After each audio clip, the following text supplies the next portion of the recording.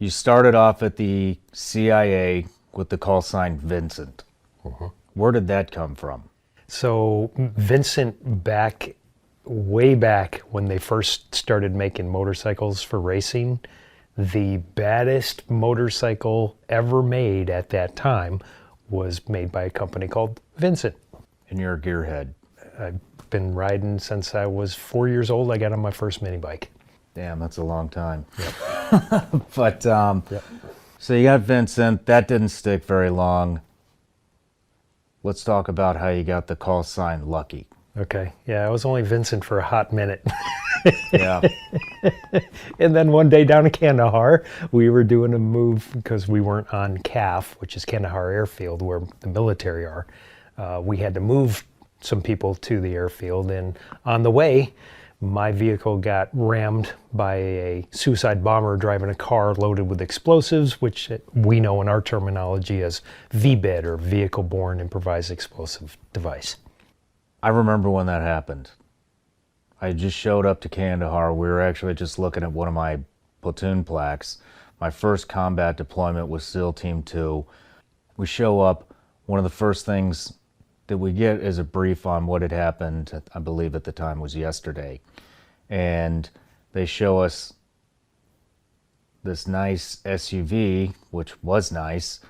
And then they showed us what it looked like now, after you got hit with a car bomb. We didn't know each other at the time, but I think the only way to describe that vehicle, and if you're watching this on YouTube, it's on the screen right now, it looks like an asshole that had just been turned inside out and thrown on the side of the road. And you and everybody in that car survived that. Yeah, we got out alive. Why don't you walk us through a little bit about what's it like to go flying through the air in a armored SUV in one of the most dangerous provinces in Afghanistan? Well, it was interesting to say the least. We did have our escorts with us, which are the locals that we basically hire and train up and turn them into professionals. And coincidentally, I had them out on the range doing what any good SF guy would do, which is train them up, make sure they're proficient. And we were doing movement to contact drills in vehicles. So here we are driving down the road now, and this dude rams into the side of the vehicle, blows us up. We roll over, we land first on my side, then we went to the roof, which had a sunroof. I don't know why, because you couldn't reach it. There was armor on the roof as well, but that made the most horrible sound that I'll never forget as the glass shattered and drug along the metal of the roof as we were sliding on the roof.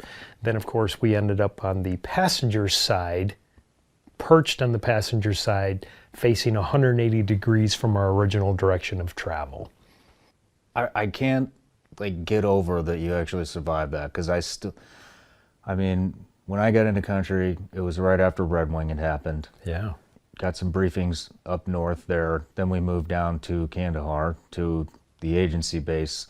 I saw that car thinking, holy shit, shit's getting real fucking real fast. And I can't believe anybody walked out of that car. Were you out of it for any amount of time after that had happened? I mean, were you conscious?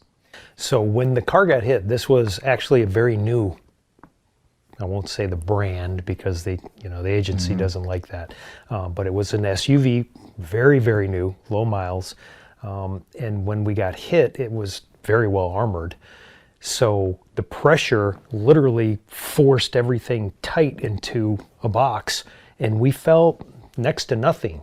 However, when you slam onto one side, roll onto the roof, spin around, and end up on the other side, which, by the way, during that, the window did what it was designed to do, which is fall out onto the ground. Now we got flames coming in there with us as well. But up until that moment, we were sealed. We were very, very well protected inside. So the real damage came from the things that we had inside, like weapons, personal belonging, equipment in the car. During that rollover, that shit was flying around in there. So people got hit by the debris that was stowed nicely and secured for what we thought was fine at the time. We made some changes after that. But the only real injuries was the people that got hit by things flying around in the car. So it's nothing serious at all? No, yeah, just some bumps, bruises, some stitches. I think there was maybe one cracked rib. I honestly had not a scratch on me, which is why they were like, put out a worldwide communication saying this person, who of course was me, just not my actual name, was from that moment on, call sign Lucky. Wow. And that stuck with you for a very long time. Till I got shot in the head. Sometimes people see these cars coming, a car bomb, motorcycle bomb, whatever. Sometimes they know it's about to happen, sometimes they don't. Mm-hmm. I guess maybe that probably has something to do with how heads up you are on the road. Did you know what was about to happen, or did it take you completely by surprise? So I actually saw the dude because he tried to pull out in between. I was the follow vehicle. Did you guys make eye-to-eye contact? Yeah, I literally looked right at this dude and tapped my horn because I thought he was just another Afghan trying to pull out because he thought it was clear, and we really didn't want him in between us because once we hit the edge of town, we were going to be hauling ass with a nice loose follow, but we didn't want to have that other vehicle. I mean, it was just more of a convenience thing than anything else. So he had pulled off to the side of the road, complying with our lead vehicle, which was the local's gun truck. So everybody's, everything was pretty cool. But when he started to nudge forward like he was going to pull out, I tapped the horn twice, and he looked right at me, and he gave me one of them really standard patented Afghan bows and the hand up like, oh, I'm sorry. If you've worked in that environment, you've seen it a million times because there's people everywhere you go. And then when we went by him, lo and behold, this dude driving this just piece of crap car, which again you see all over there, he didn't give me any indication that he was a threat. I did see him. He looked right at me. I looked right at him, and I was like, cool. He was cool. And then he freaking rams us and blows us up. It's like, okay. So he didn't show any, No. none of the typical signs, he wasn't nervous, wasn't sweating, none of that shit. Nope. He just... Because I saw him clear as day. The car wasn't like all weighted funny on one side. It was masked very well because I was aware of the threats and I was looking for the threats, and he got one by and bam, there we go. Son of a bitch. Was there any type of a follow-on attack? A lot of times that's an initiation to something a lot bigger. Right. There was not. We literally, the escorts, like I said, did their job. Nobody took a shot at us. Not one shot. Not one shot. There was no additional follow-on. It wasn't an initiator to a bigger ambush, which is what you're kind of referring to there. There was nothing. It was just one dude in a car bomb trying to make a point. In the vehicle, before you exited, you had mentioned that the car was on fire, flames were coming through the windows.